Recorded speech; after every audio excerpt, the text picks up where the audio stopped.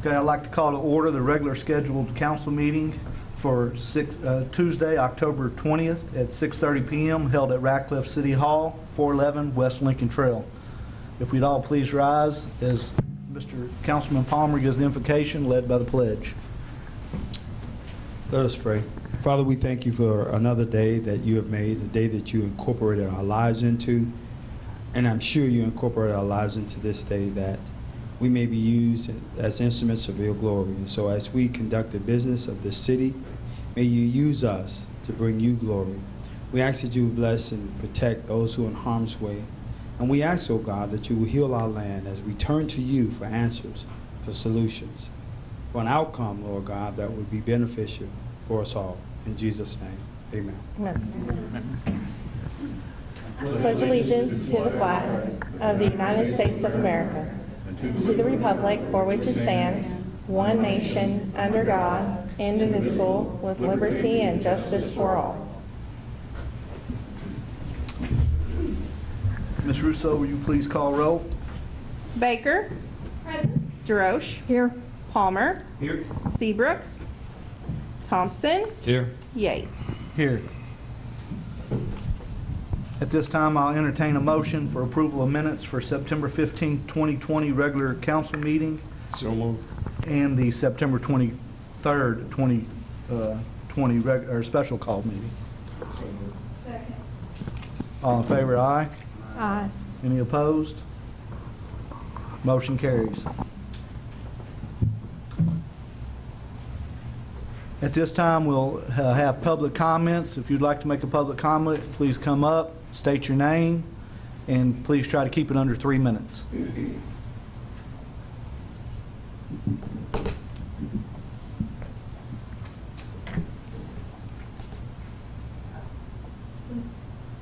It's already on?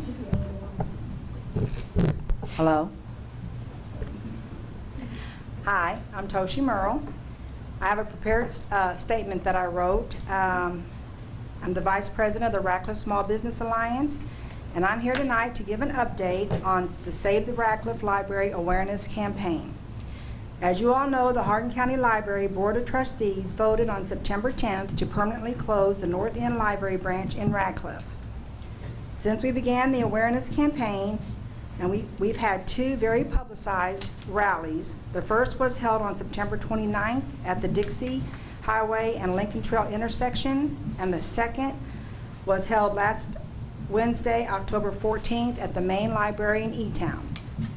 This rally was prior to the Library Board of Trustees' monthly scheduled meeting. At that meeting, only statements are allowed to be made. No open discussion. They made theirs, then it was open to the floor. I made a statement, one that expressed our objection of the closure and voiced our frustration and disappointment on the way the closure was handled. Several members of the Ratcliffe Women's Club, who have been very supportive and vocal, also spoke, as well as a brave young girl who told the Board of Trustees that she learned to read at the Ratcliffe Library, and now her 4-year-old little sister won't be able to do that. The next day, I emailed Renee Hutchison, the library director, and I asked for a meeting with board members where we could have an actual discussion. I also called Judge Barry and asked to meet with him. I received an email back, and a date was scheduled to meet on Wednesday, October 14th at the main library with 2 trustees, Renee and Judge Barry. I notified Julie Aldridge, the Ratcliffe Women's Club president, and several members and myself attended that meeting, which was close to 2 hours.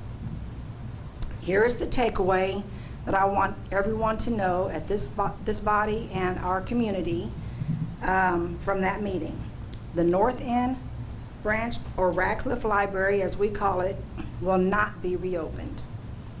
This branch was closed for financial reasons and low usage. Much of the discussion was centered around lack of funding and the fact the library tax was not passed. Judge Barry indicated that it is his plan to propose to physical court that the building and property be sold. On a positive note, there was discussion on plans to return some library services to Ratcliffe, Vine Grove, and West Point.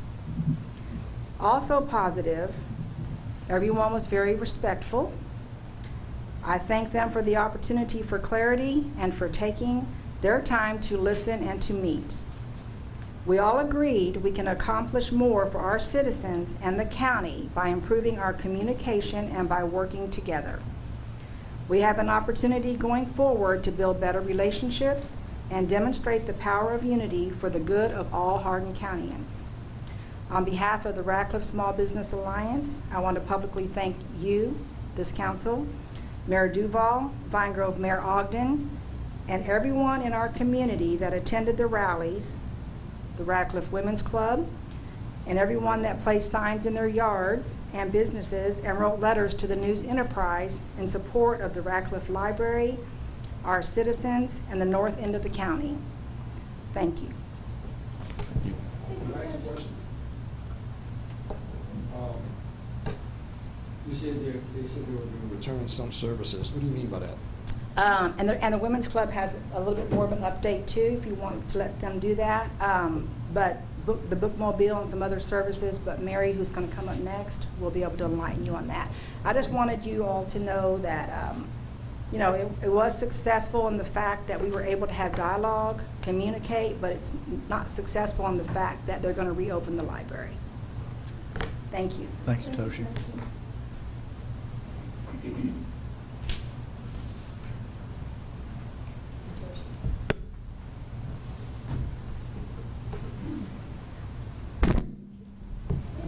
It's on, yep.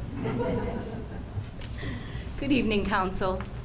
I'm Mary Cooney, and I'm speaking on behalf of the Women's Club, not only as recording secretary. I'd like to give you a brief bit of history. The Women's Club has a vested interest in this. 75 to 80% of libraries across the United States were begun by Women's Club. We began a fact-finding mission, and that's how we became involved in this.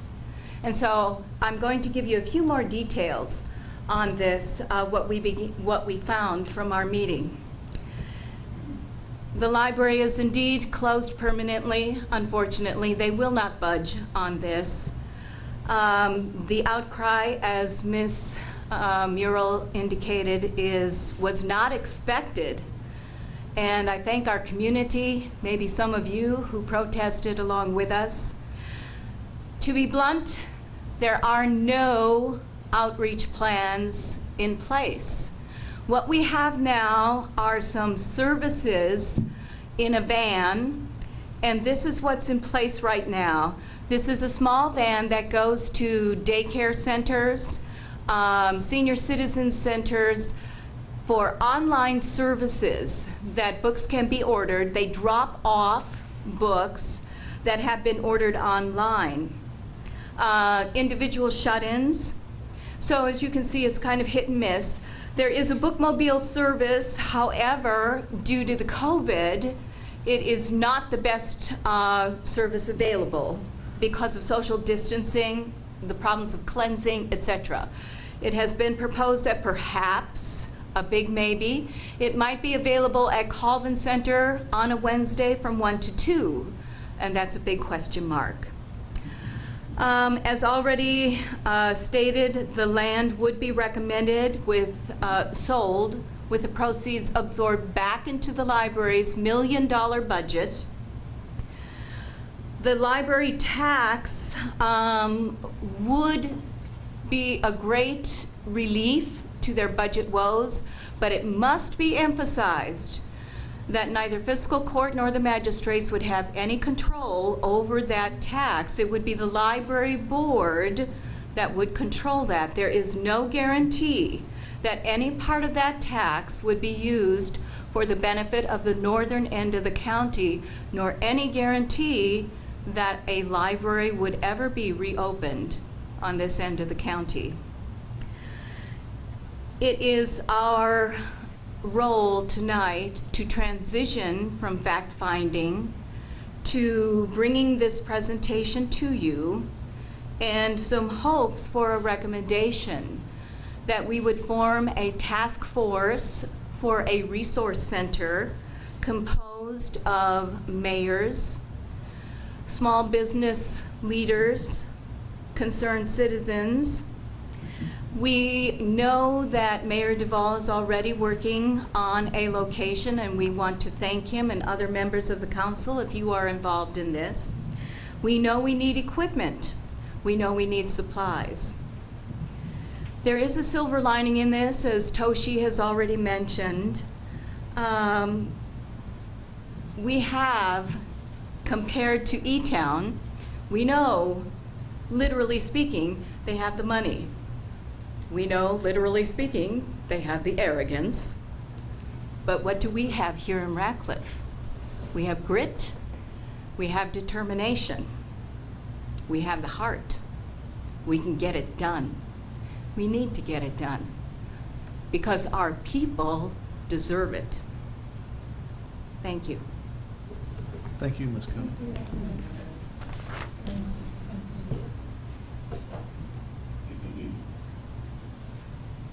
Can you take another one? Come on up, Mayor.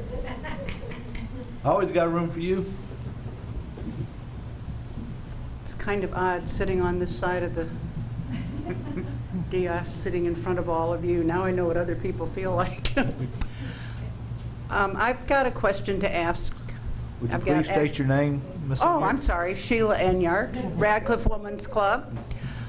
I've got 4 questions that I would like to ask you. I would like to know how many of you actually have a computer at home?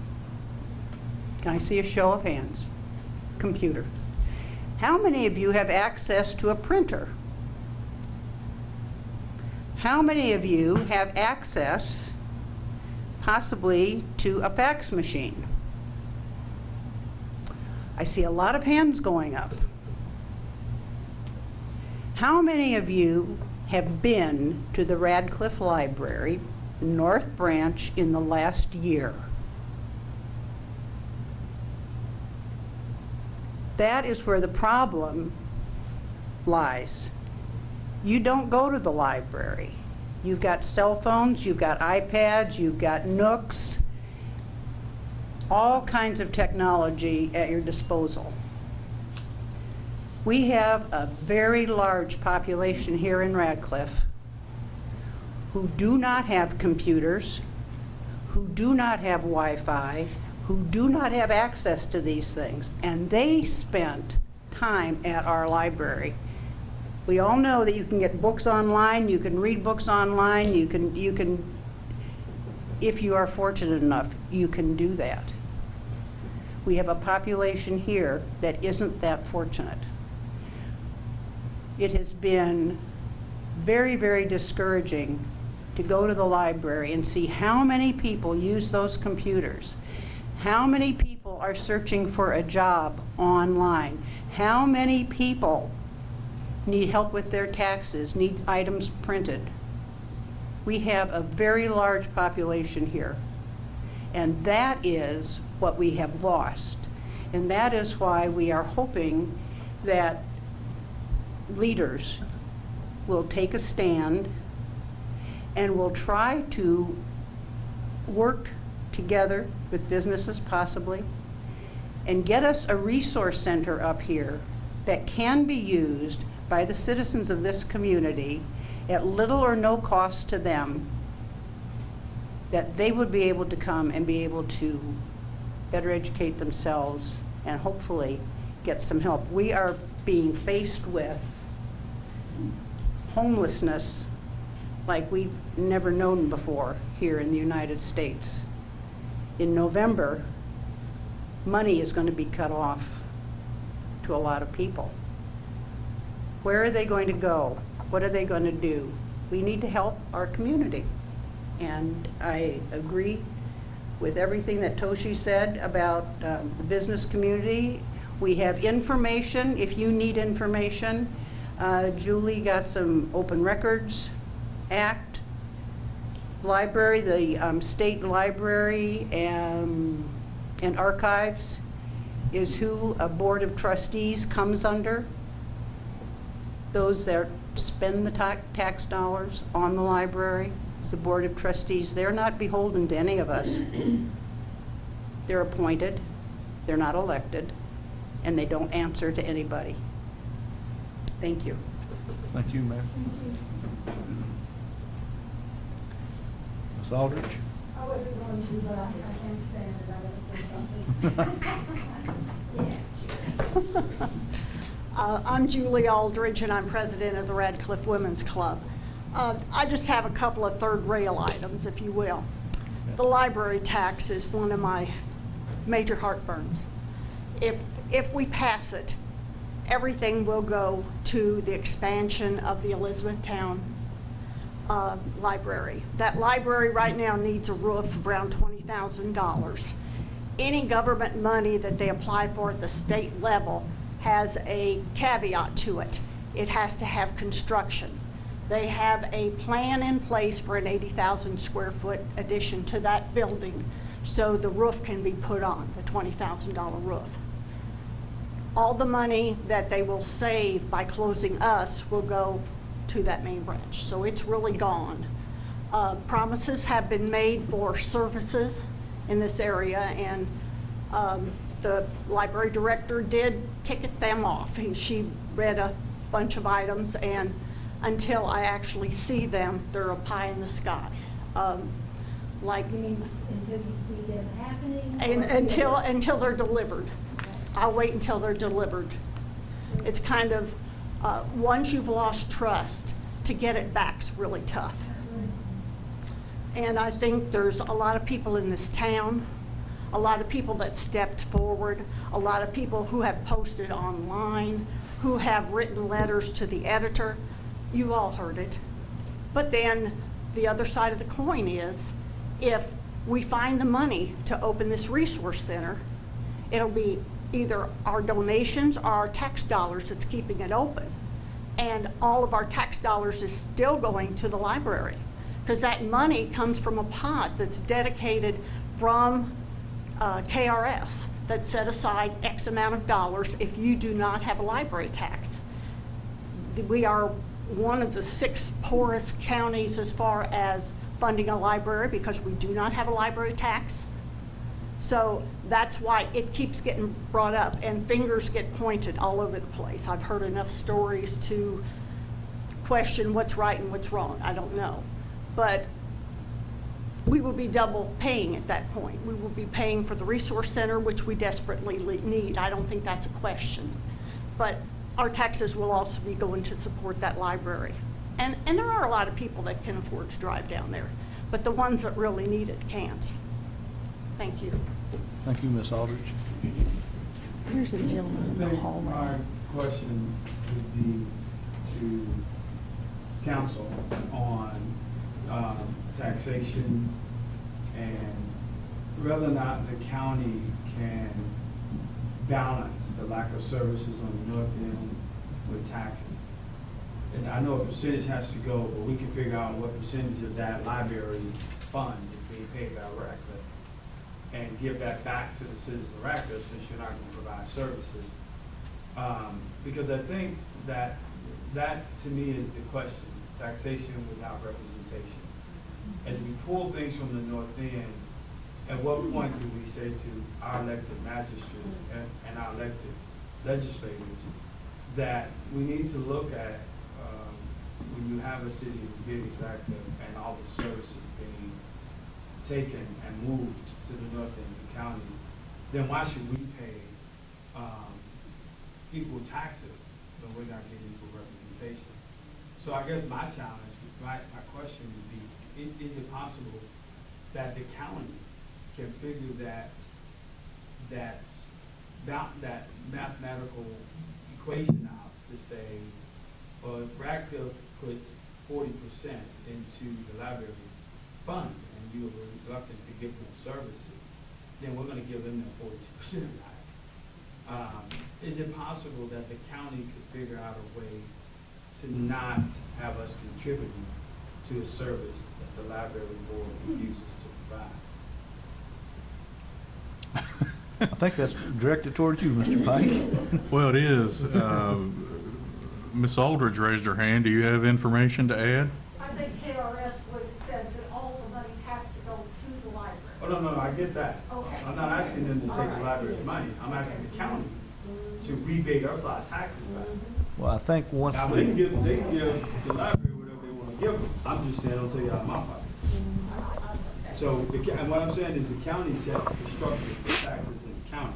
When they figure out, KRS, those tax structure. no, what I'm saying is the county government levies county taxes, am I correct? Yeah. Right, so then can the county figure out what percentage of that library fund is coming from Radcliffe and give that back to the citizens of Radcliffe? Probably not. Okay. So, I mean, I don't know how that would work. Yeah. So how do they rebate taxes? yeah, I don't know how, I don't know who has the responsibility, but I guess what I would ask for. Your question is really more a political one than a Yeah, legal one. Where do we start? Because that's the bigger picture. The bigger picture is, how do we get some accountability on this whole structure, not just the county? Right. Get up at 6 o'clock Saturday morning to get to the south end of the county to vote, Right. right? And I remember the county clerk lobbying in Radcliffe. So somewhere, services are being extrapolated from the north end of the county and putting us at a position where everything we need, we have to go to the south end of the county. So we put our, don't we vote on that? I mean, we might not be able to vote on the library per se, but our vote should count when we start electing the next officials who are responsible for putting people in place. The problem Right, is so that- I think the question goes to who would be the entity? It sounds like you're saying we need to look towards the legislature. You have 3 magistrates that Right. supposedly represent the north end of the county. Right. So It's one place to start. So I say we sit down with those elected officials and talk about what taxation and representation looks like countywide, because it's not just the library. I mean, literally had to get up out of my bed to get there at 6, so I had to get up around 5 o'clock to get there at 6, so that I could wait until 7 to vote. And I get it, great that we're doing early voting, but why we're not making it convenient for the citizen on the north end of the county? And so, and that seems to be the mindset of county government, that, you know, everything needs to be in E-town and practically nothing is in Radcliffe. So I do agree with you, respect. We need to sit down with our magistrates, we need to sit down with our state legislators and say, you know, this idea that the library board takes our tax dollars and have no accountability to an elected board of officials is I don't understand that. And I think that's a state legislature problem, that if they're going to get our tax dollars, they need to be accountable to that county governmental structure, and not just get those dollars without accountability. So I think we do need to have some broader conversation around what the tax laws around library boards look like. You know, at one time, Judge Barry told us that he didn't recognize cities in the county. I think it had to do with trash dumpsters or recycling bins. Right. So, playing devil's advocate, I'm sure our magistrates will say, well, yes, we appoint the board, but they're an independent board. They don't answer to us, and they make decisions as best they can based on limited resources. And if one library had to go, it wasn't going to be E-Town. It didn't make sense to close the E-Town library and keep the Radcliffe one open. But none of that addresses the issue that you're raising, which is we have 2 main centers of population in the county, and one is underserved. And how do you fix that? How do you maintain some sort of equality, or not necessarily equality, but basic balance or equity, because our population is a bit smaller, the tax base is smaller up here, but how do you figure that, whether that's 35%, 40%, whatever, how do you figure that out? You know, how do you do that? I'm not exactly sure. With government resources shrinking, I can say this because I'm the city attorney, I'm not running for office. This city has been extremely reluctant to raise taxes over the years on ad valorem taxes.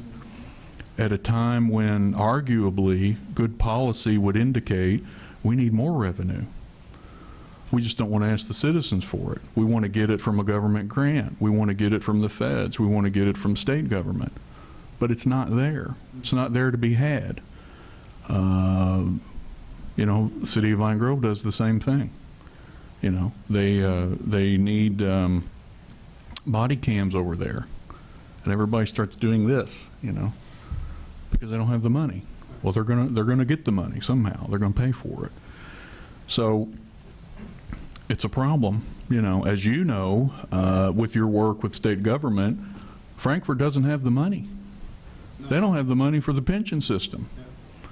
In Washington, the feds don't have the money for Social Security. We're talking about everything else except Social Security. You know, Social Security is broken. Nobody wants to admit it. Nobody wants to deal with it. But you know, it's. And then with this Radcliffe E-Town dichotomy, you know, it's an old issue and it's not going away. And I think that I go back to that statement that we still need to figure out what equity looks like, and make sure that we demand, at a minimum, equity. Whatever that looks like, you know, whatever the county takes in taxes, what percentage of that comes from this end, and then what does equity of service looks like based on that percentage. Well, And I think that if the laws that hinder us from pursuing some kind of equitable outcomes to some of these issues of services reside with the legislature, then we need to sit down with our legislators and say, you know, we need laws that allow county governments to provide equitable outcomes for the entire county and not be forced by restrictions into choosing either or. Because I agree, we may not be paying as much as E-Town, but whatever that percentage is, as just stated, we've got to come up with some kind of reading resources for our children, and we shouldn't be paying for that one and this one. So equity says, if you're not going to bring the service, at least give me my money back, right? And so, so the problem may not be as easy as I may attempt to articulate it in this, you know, from the hip question, but somewhere we need to take it to that level, because it's not just the library board, as you stated. We had arguments over dumpsters. This when it gets tight for the county, Radcliffe becomes the place we can take it from. And eventually, we're getting nothing from our money. So I go back to that comment of equity, right? I'm not asking for equality. I'm asking for equity, though. I want my fair share, right? And so I think that we need to talk about how do we get the laws in place that gives the county the ability to look through a lens of equity and say, based on tax revenue, then Radcliffe is providing this percentage of resources to the county, but they're not getting equitable services. And what does that look like? And it may be something that is, you know, a multi-year conversation and work in the making. But I think this idea of funding another library type resource and to continue to give library resources to E-Town is unheard of. I mean, and the idea of having to get up at 6 o'clock in the morning to make it to the one polling place in E-Town, again, is not equitable. Think about our counterparts down in West Point. I mean, you know, it's really bad for our citizens, but, you know, West Point, Radcliffe's a central location for Vine Grove and West Point. And, you know, not only have we lost representation, but West Point, I mean, 45 minutes to an hour for them to get down to E-Town. Yeah, So, yeah. Do we have any other public comments? Sir, do you have public comments?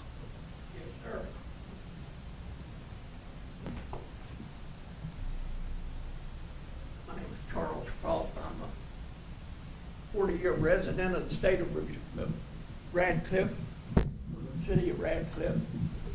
I have something here I want to present to you. Okay. It's an original 1856 Kentucky map with all its counties at that time and a description of the state of Kentucky. the house organized and everything. Okay. I'd like to present this to you.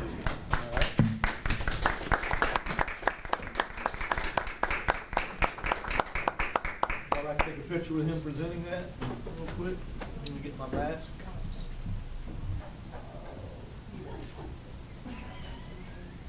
At that time, that brings us to Jamie Henderson, our fire chief, and he's going to give us some updates.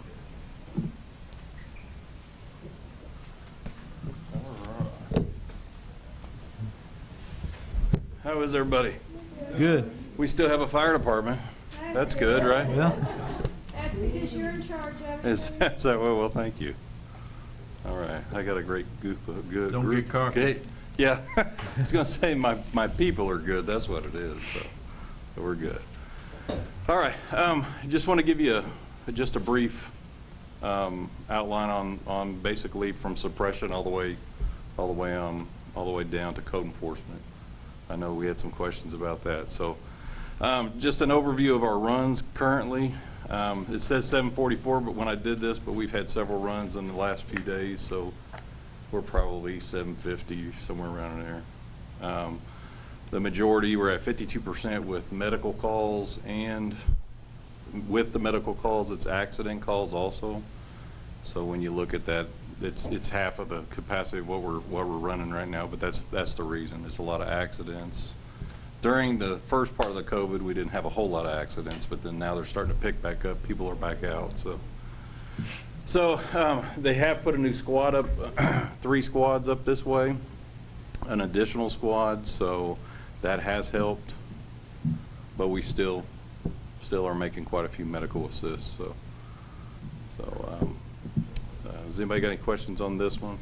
I know. Anybody? No? I know you probably don't want me to go through every one of them, but I mean, it's the same graphic that we seen the last time I was up here prior. So, but most of the time, you guys want to know about the medical calls and then the false calls and then the 7% of the actual fires that we've made. So, all right. So, just overall department for fire training hours, we're required to do 100 hours a year for the paid staff and 20 for the volunteer. We're about 3,800 for 26 staff altogether, so that's quite a few hours of training. And then with the COVID, we also went virtual with some of that, so a lot of classroom sitting and watching the monitor. So fire prevention actually went virtual this year. Tommy has done a great job with the schools, so we can still provide that service to the schools. The teachers are actually coming and they're actually using the Chromebooks and doing a Zoom or a Google Meet or whatever it's called now with the classrooms in the schools. So it's actually pretty neat. They're enjoying that. So some community projects that we've had. We've had the bus crash memorial. A group of us got together, volunteers got together and redid all that with some help with some donations. So it's looking a lot better. The light works again and all that. And then we recently, the little library that we just put together in the City Park North area. So it's, every time you turn around, the books are empty in there and they're refilling it constantly. So it's doing well. So burn permits, about 18 right now. And this is from January forward. Haven't issued a lot of those due to obviously the COVID thing. It slowed it down also. Fire inspections basically have stopped. We're trying to keep them out of the businesses just because of the capacity that they're running right now. We don't want to add another person and add some other issues that they're going to have to take care of when they're dealing with all this right now. We are sending out some flyers and stuff and making sure everybody's being safe, so we're watching that. If we do get a complaint or anything like that, we do handle it. And you're inspecting new businesses?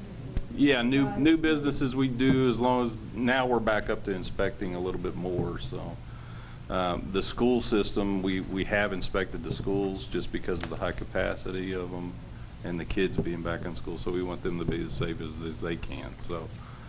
And then we have had a lot of occupant load calls, and that's due to the COVID also. So.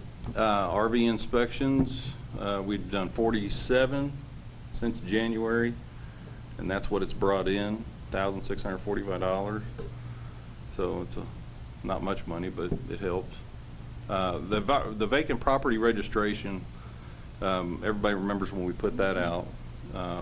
For a 3-year span, we've collected about $23,000 from that. So that's a big chunk of change there of income. So we've issued since January 19, and we've deregistered 7.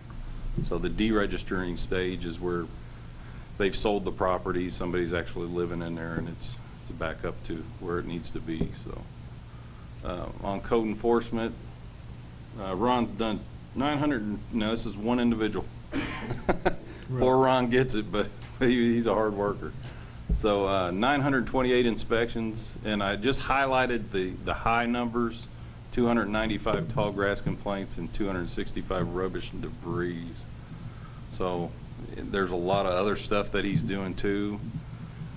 These were the main ones, and also during COVID, we had to shut that down a little bit, so we were just going out and sending maintenance out to just clean certain areas and making sure things was picked up. So we've done, let's see, 10 abatements and 17 judgment liens.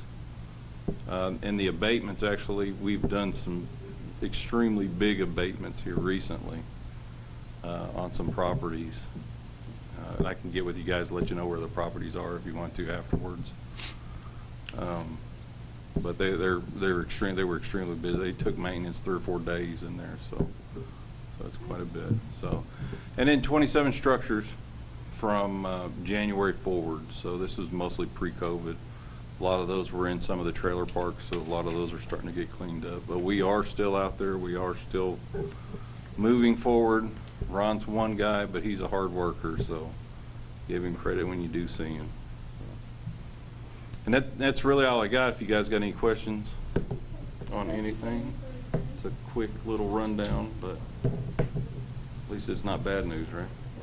You didn't come asking for a fire truck. Yeah, not yet. It's not budget time, Barbara. There you go. He usually pre-warns us. Yeah, I try, right? All right, thanks, Jamie. All right. Next up's Murray with our planning department. He's going to give us a census update.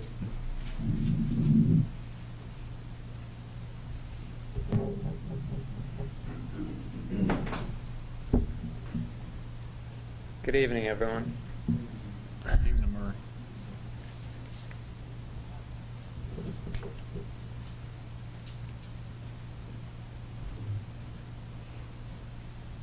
So I'm sure many of you know that the U.S. Census has finally concluded for 2020,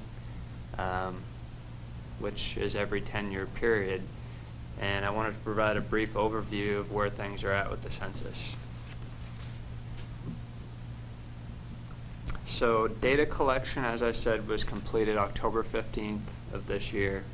The total response rate was 99.9% of all addresses in the nation. Now, that is not the actual response rate of the citizenry. It was of local jurisdictions responding, saying they're going to participate. You have the option as a city or a community, a tribal organization, to whether you want to even respond or not. So it was good that we got that kind of response rate. All states, to include the District of Columbia, the Commonwealth of Puerto Rico, achieved a total response rate of over 99%. All but one state was above 99.9%. And I think that was Louisiana, and they were impacted by 2 hurricanes. So to achieve the response rate that they did was pretty remarkable. The final self-response rate for the 2020 census was 67%, compared with the final self-response rate of 2010 of 66.5%.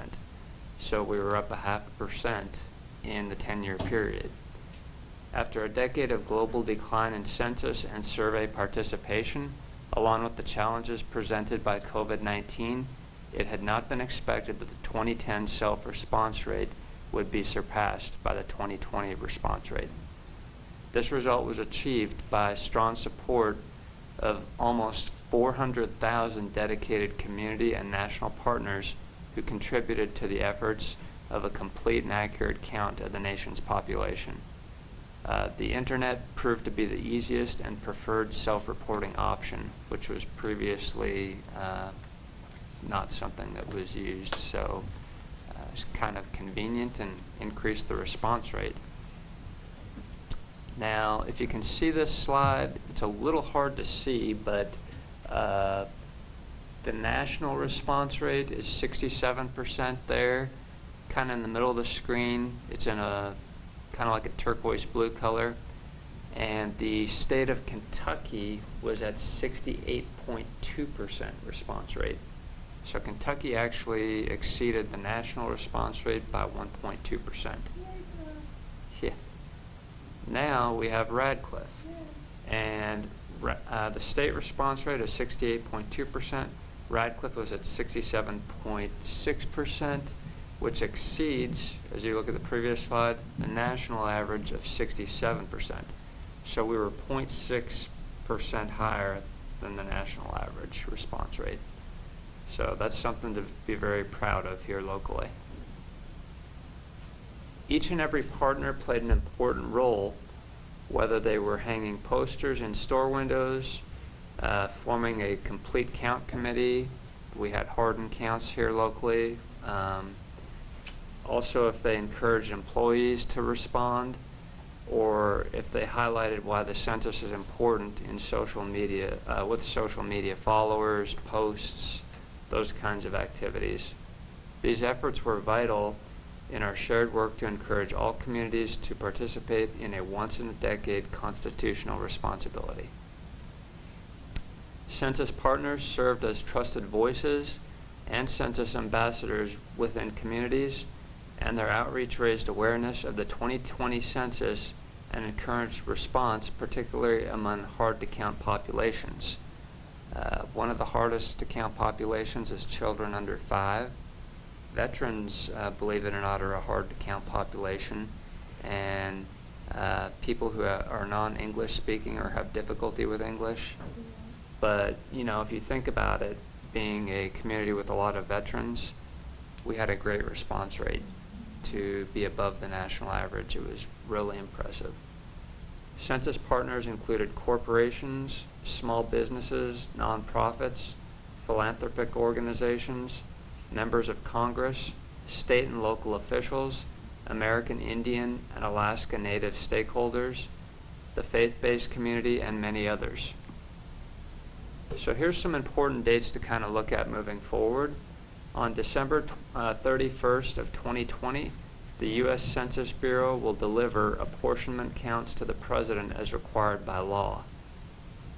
In January 2021, here locally, the City of Radcliffe Planning Department annual report will be prepared and completed. The annual report contains a statistical overview of construction totals throughout the year 2020 based on building permit data collected by the department. And as of April 1st, 2021, by this date, the Census Bureau will send redistricting counts to the states, and this information is used to redraw legislative districts based on population changes. So I guess as a total overview, we will not have the numbers until 2021, obviously, as this is stating. So I guess just for people watching at home, you can tell that the census is a very long-term process. You know, it's the 2020 census, but you don't actually get the 2020 numbers until the following year in 2021. So this started probably, I think it was 2017. It was 3 years in advance that the Census Bureau contacted local jurisdictions. They were asking us if we were going to participate in the census, how we were going to participate as far as helping format address lists, those types of activities. So it's, you know, looking from front to back, you're looking at, you know, at least a 3-year process easily. When you take that into consideration, there's a reason why we have a 10-year census. And they do surveys in between those periods, more informally based, just to kind of put a finger on, you know, what's happening with population trends, those types of things. And I think that's why the Census Bureau was surprised by the result. With everything going on in the world right now, it seemed like this spring, you know, the last thing that was on people's mind was the census. But, you know, the governor was giving daily briefings. People were sitting and watching those. He mentioned numerous times about the census and the importance of it. So, and also how Kentucky was stepping up. And people were home. Yeah. Not having to be at work and they had a lot of bad time.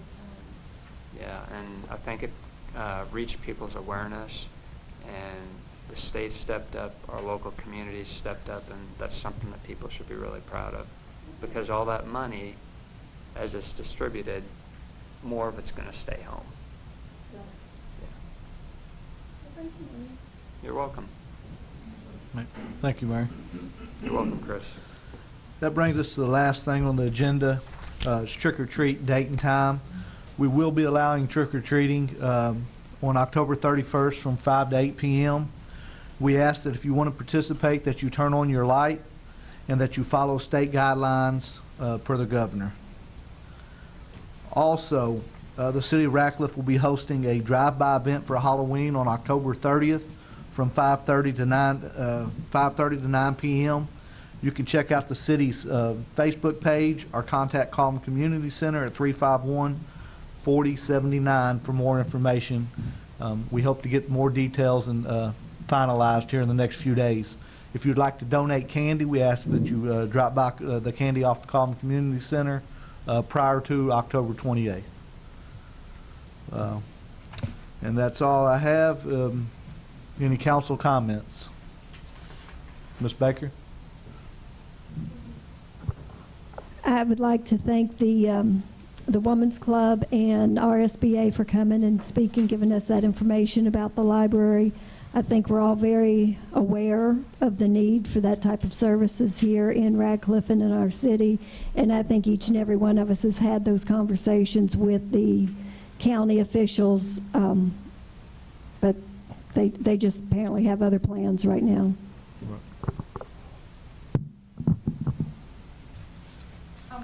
Barbara's comments about that, because it looks like they put a lot of work into that project. So it brings a lot of awareness to our community and to us about what work needs to be done for the future.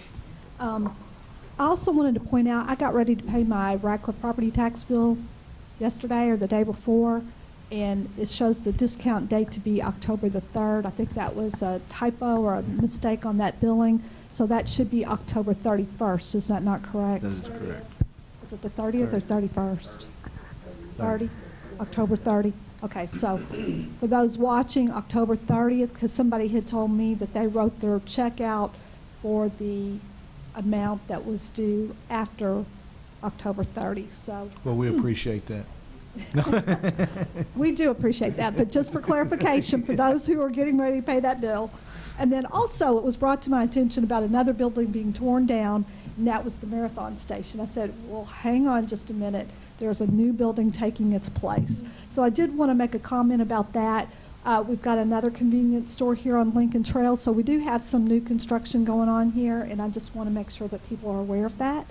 They probably know that by now, but just wanted to bring an awareness, you know, because, I mean, that's exciting, actually, that we have a new building replacing the Marathon Station, so.